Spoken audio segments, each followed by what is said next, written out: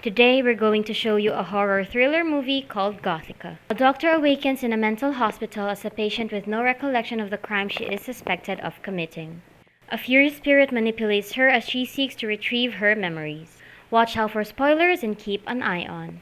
Dr. Miranda Gray interrogates Chloe Saba, a patient in Woodward Penitentiary. He visits her cell virtually every night. To Miranda, they are hallucinations, a way for Chloe to forget her stepfather's violent history. To calm Chloe, the nurses take her away. Miranda is unconcerned and goes to Dr. Dog Gray's office. Dr. Pete Graham, a colleague, interrupts their intimate moment. Dog takes the day off as Miranda works extra. Pete drives her home as her work week ends in a downpour. A sinkhole disrupts her usual routine home. She turns left and crosses a little white bridge. Miranda sees a girl on the street and her automobile collides. In the pouring rain, she approaches the youngster and offers assistance. The girl glances at her before grabbing her. Miranda screams as the girl burns and collapses. Miranda wakes up in an observation room at her old jail. Miranda, perplexed and unable to recall the previous night, goes insane. Dr. Graham was summoned after she stormed her room until sedated. She had been in jail for 3 days, and Pete asks about her last recollection. Miranda informed her about the girl that she might met the night before. He gently informs her that her husband Dog has been murdered and Miranda has been charged with murder. Pete binds her to the bed while the nurses try to sedate her. Miranda wakes up the next morning in the prison cafeteria. Among her old patients, Chloe taunts Miranda with a newspaper clipping. When she opens the front page piece, it confirms her deepest suspicions. That night, she wakes up to someone breathing through her glass door. She returns as the word appear on the misty glass. She hid in a corner, unable to accept her new reality and convinced she was hallucinating. Miranda's eyes open at daybreak. She escorted to the showers with 20 other females. Then Chloe threatens her. When she turns around, she sees the girl she saw on the road. Fearful, Miranda runs away, but the girl pursues her and nails her arm. The other patients escape, leaving her bleeding and alone on the tiled floor. Pete believes she is delusional and keeps an eye on her vitals. She was trying to make sense of it all. Pete denies having feelings for Miranda, stating he is simply trying to assist her.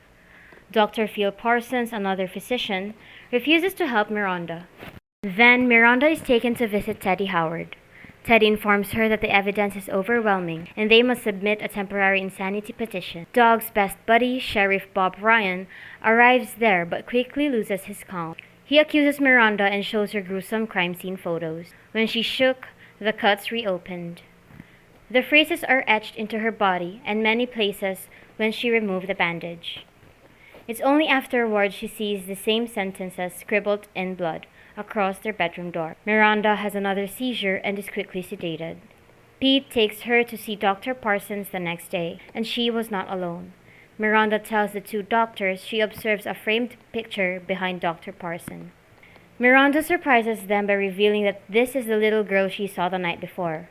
Dr. Parsons' daughter, Rachel, who died by suicide 4 years ago, appears in the photo. The overpowering presence in her prison once again wakens Miranda. She cries at the spirit, begging it to let her go if it is Rachel Parsons' soul. In the passage, she sees a phantom girl go through the wall. Miranda goes into Pete's office and finds a Rachel Parsons website article on his computer. One of the screens show a female in solitary confinement standing in the corridor. Miranda comes to Chloe's aid. In isolation, she hears Chloe's cell thump. Chloe's bloodied face is seen through the hole. She tries to enter but is stopped by a man with an animasola tattoo on his breast.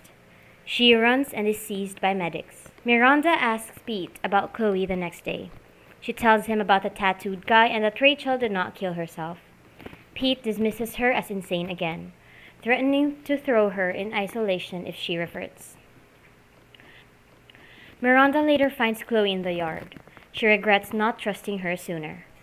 No one knows who attacked Chloe. That the devil is after Miranda. Miranda feels it again in the psychiatric unit. When she turns around in her cage, a rotting ghostly visage smacks her against the wall. Miranda searches for her assailant in vain. The ghost hurls her into the other wall, shattering furniture. It flings her between the two walls before dumping her just as the cops arrive. Miranda stands up and knocks the officer unconscious.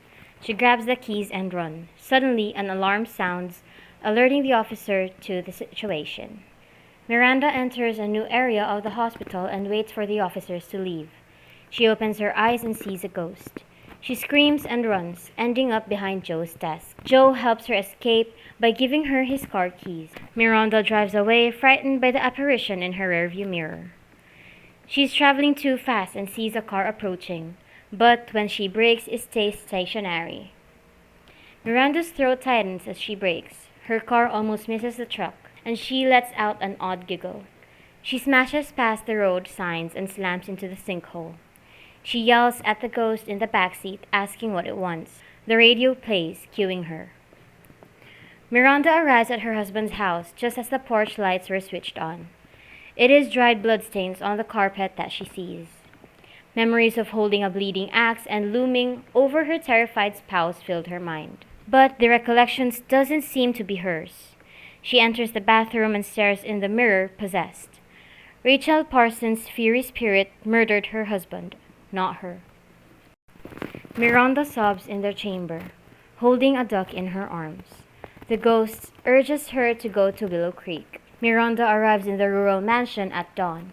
She glances around the house, but it's vacant. She enters the barn and finds only rusty and broken farm equipment. She finds a video camera box and a secret basement entrance as she prepares to leave. Miranda screams in horror as she discovers the bed chains, drug boxes, and video equipment below. She listens to one of the tapes, afraid of learning her husband's secret. Dog was kidnapped, tortured, raping, and killing women.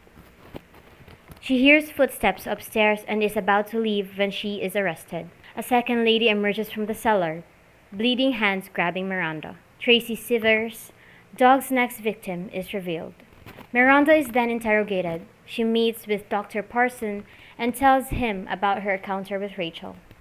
They concluded Rachel was one of Dog's prisoners.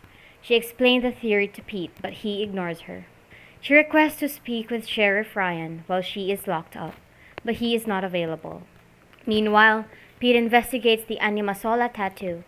Later that night, Sheriff Ryan visits Miranda in jail. Miranda clarifies that not alone means there are two killers, not just Dog. In her mind, the other killer is a psychopath. As she tells the truth, she observes the profile resembles Sheriff Ryan. She deduces that he was just willing to talk to her to cover his tracks. Sheriff Ryan throws Miranda against the wall when he discovers her trail. Anima Sola tattoo on his chest, confirming he's the man on Chloe's cage. Miranda eludes him and ascends the stairs. He fires a volley of shots at her, shattering the glass lion. He eventually catches up to her as she reaches the locked doors. She hides behind a desk as he draws his shotgun. He's left alone and begins a crazy monologue in which he confesses that he and Dog murdered Rachel Parsons. As he prepared to flip Miranda's desk, he noticed a shadow from the other side. He fires, believing it's Miranda. But it's Rachel behind the glass.